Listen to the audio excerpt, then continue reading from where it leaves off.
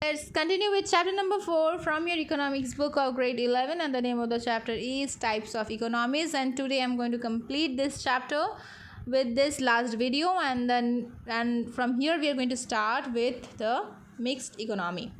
Okay, the socialist economy and the capitalist form of economy already I have explained it to you in the previous video.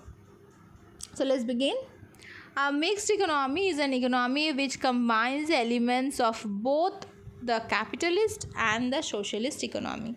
Now, all the factors are not included. Now, in the mixed economy, you will find that there is government ownership, there is private ownership also, and you will also find that there is somewhere intervention of the government in the private sector also. Okay, but you will not find that all the features of the socialist economy is present and all the features of capitalist form is also present in the mixed economy. Mixed economy is, you can say, amalgamation, or you can say combination of socialist and capitalist economy, but somewhere or the else we will also find that not all the points are not coming here. All the features, all the elements of both the economies are not involved here. Okay, we will find that there is government ownership, we will also find there is private ownership, and we will also find in the private ownership there is interfere of the government also somewhere or the else. So what are the features? Let's come to the point. What are the features? Coexistence of public and private sectors. Public sectors represents that part of the economy which is operated by and managed by the, you can say, state or the government. The public sector dominates or domains in the fields which requires a huge amount of investments which are in the interest of the entire society, while profitably is low and which have a long gesture period. And this public sector operates like railway, transport and communication, postal and all this. And the private sector, on the other hand, we are having the private sector. The private sector includes that part of the economy which is owned and managed and operated by the private individuals. The private sector operates with the objective of earning profit. It dominates such sectors as agriculture or consumer good industries, you can say retail trades, etc.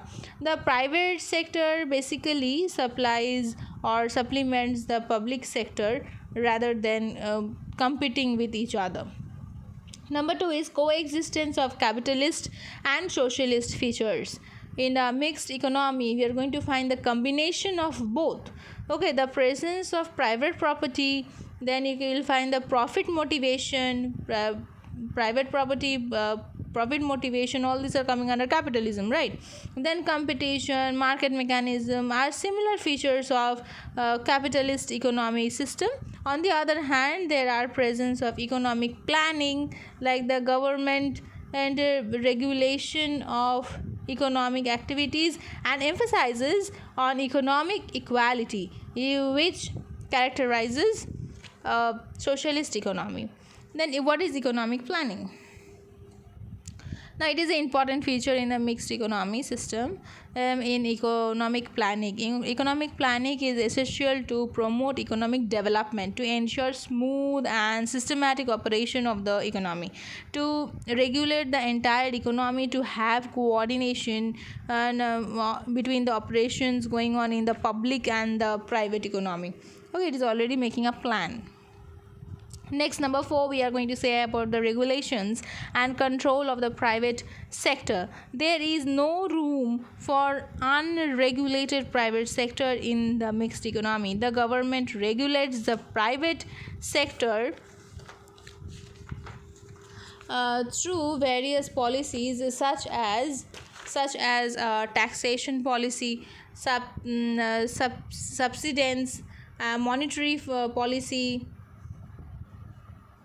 license policy, anti-monopoly control, etc. The government tries to regulate the private sector so as to promote the larger welfare interest of the entire economy. Next, number 5 is a promotion of social welfare. The government protects the interest of the laborers through various labor laws. The state provides large employment opportunities to assist the workers. Laws are enacted to protect the interest of the consumers. The government tries to minimize economic and regional inequalities as well. Okay, number 5, price mechanism. Now, however, the price mechanism is allowed to function subject to certain regulations through price control, fixation of minimum wages, and other such measurements. Okay, like next we are having the profit motivation, and the profit motivation cannot maximize, or the private companies or private sectors cannot maximize profit at the cost of social interest. They can maximize, but not at the cost of social interest. They cannot harm the society. Okay, so we can say that the private sector is guided largely by the motive of social welfare. Profit motive remains the guiding motive for the private sector. Next is preservation of freedom. A mixed economy system is characterized by economic and political freedom. It provides economic scope to private initiative and enterprises. Next we are having some merits. It is very popular. Okay, proper association of resources. The resources are actually used properly. Resources are appropriately divided between the private and the public sector, and this keeps, you can say, this keeps in mind and about the overall interest of the economy. Next is economic stability.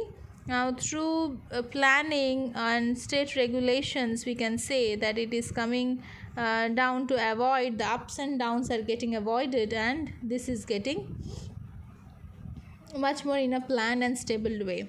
Next is adventures of the market systems. A mixed economy system has all the adventures of the market economy.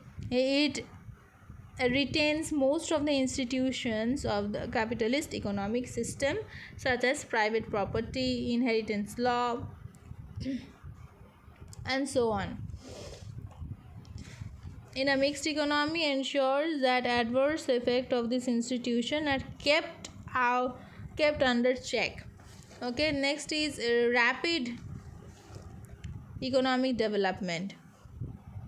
From the point of view of the developing economies, the mixed economy system is significant since it ensures rapid economic development. A mixed economy uses a combined resources and energies to the private and the public sector to promote economic development.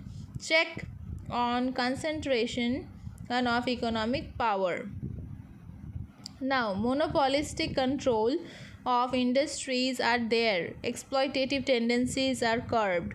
At the same time, inequality of income is kept under check by the government through the progressive taxation.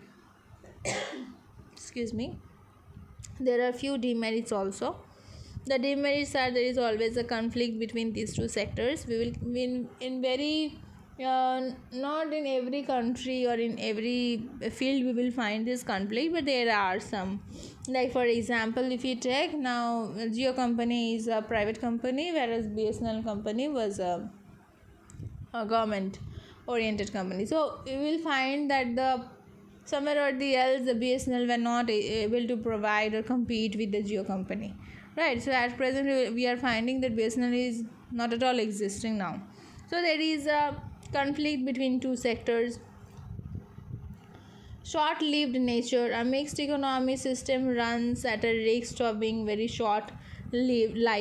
It may not continue for a long time. This is another kind of problem. Okay, then inefficient, because they are saying somewhere or the else whenever we will find that the capitalism is coming and where the socialist features are there, slowly steadily the profit making will increase and we will find the socialist features are withering away, and we are finding that the capitalist features are only living there. So for it, this mixed economy cannot go on for a very long time. inefficient operation. Next is poor performance of the public sector and excessive regulations which are applied by the government over the private sectors. And so they can get agitated on it and they can just stop operating. Hopefully you understood. Thank you.